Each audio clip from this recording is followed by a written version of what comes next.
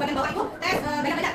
Kan semuanya ya, ada bagian tulisan, tapi ini gaya belajar. Nah, udah, silakan buka tes gaya belajarnya. Ini buka, ya. Udah, jika sudah, ikuti tes sekarang. Ikuti tes sekarang. Ikuti tes sekarang. Ikuti tes sekarang. Jika sudah langsung tes ya. Langsung tes. Jika sudah langsung tes. Udah, oke, tes. Oke, ini baca habis pakai lagi. Mulai sekarang. Ini mulai sekarang ikuti tesnya. Oke, kasih waktu 5 menit ya. Oke, mulai sekarang. Oke, sekarang kan. Oke, jika sudah ada yang selesai silakan kanan. Oke, sudah ada? Sudah, oke. Berarti sudah dapat hasilnya ya? Oke, apa kira-kira hasilnya? Kenapa ya hasil berapa persennya akan banyak? Ya, artinya dominannya kemana? Oke, silakan ibu tanya. Dari aktivitas yang telah kita lakukan tadi, nah, apa perasaan saat menunjukkan kelebihan tadi waktu berkata? Apa? Yuk, siapa yang jawab? Yuk. Angkat. Oke, yang ini angkat ya. Oke, cepat. Oke, boleh. Apa? Hasil tes gaya belajar cukup Ini saya, apa perasaan saya saat menunjukkan kelebihan diri waktu pas berkata tadi? Katanya apa? gembira senang. Gimana? Senang gembira. Oh, senang gembira. Oke, ada lagi?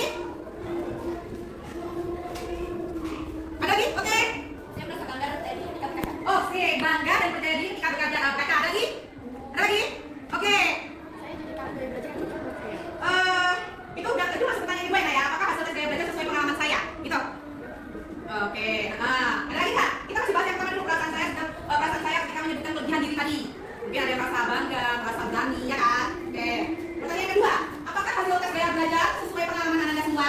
Oke, tadi yang sudah mengerjakan tes gaya belajar kan ada tuh gaya belajarnya lebih ke visual atau kinestetik atau auditorial. Nah, kira-kira udah sesuai belum di diri kalian? Sudah. Kenapa? Mungkin yang kinestetik boleh angkat tangan? Ya kan? Yang kinestetik. Oke. Karena kelas tuh. Karena gaya belajar cocok dengan pengalaman saya dan cepat mengerti. Oke. Tadi apa hasil gaya belajarnya? Kinestetik, auditorial, visual, kinestetik. Oke. Ada lagi? Ada lagi yang visual atau auditorial? Yang auditorial. Oke. Apa hasilnya tadi? Auditorial. Kira-kira udah sesuai belum gaya belajar sama pengalamannya? Ya. Sesuai ya? Oke. Berarti artinya dari tes gaya belajar tadi menunjukkan bahwa gaya belajar kalian sendiri menunjukkan keseharian kalian gimana, pengalaman bagaimana, ya kan? Sesuai berarti ya? Oke. Nah, bagaimana gaya belajar bisa membantu saya belajar di SMK? Oke, mungkin Resti? Pertanyaan ketiga, bagaimana gaya belajar bisa membantu saya belajar di SMK? Ya?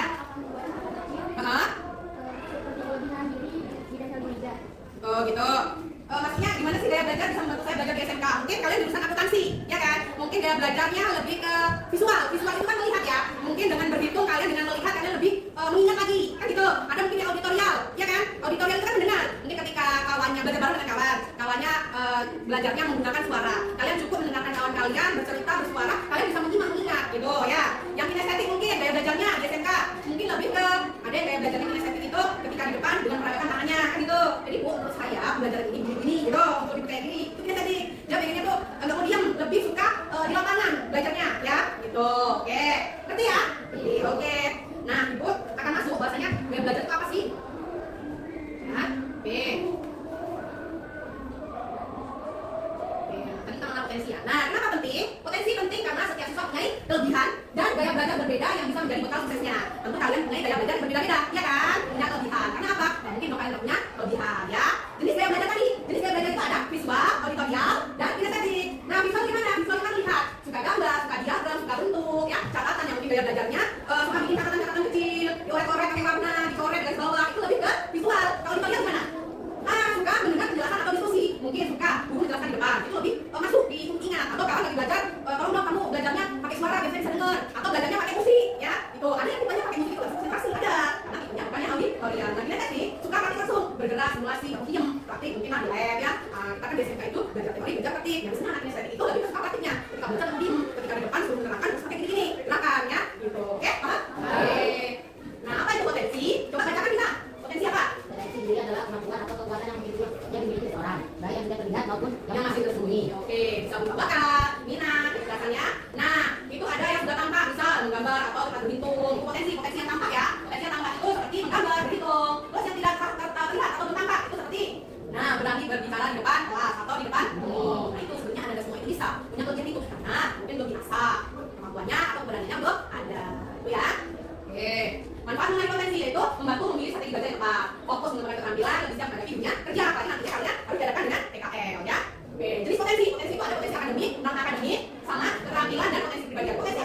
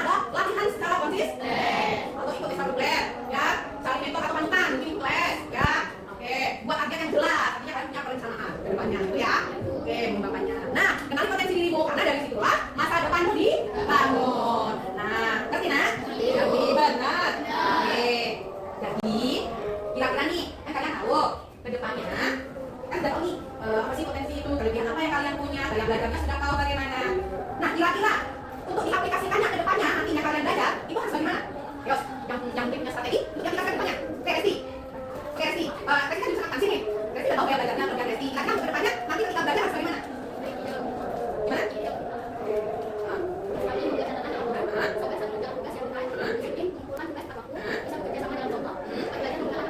Berarti pasti tadi untuk aplikasikan ke depannya mungkin pasti membuat catatan ya untuk ditempel di mungkin kita baca penjelasannya dengan catatan nanti seorang bisa tempel di substansi artinya nanti yang pertama pandai berhitung oke selain itu pandai berhitung lagi sahabat mendapat bahasa salah satunya ada lagi nggak? Lagi nggak? Oke apa kata? Oh mendengarkan penjelasan guru dengan baik itu termasuk strategi dan menggunakan gaya belajar depannya tadi yang pakai apa kan gaya belajarnya? Gaya belajarnya tadi?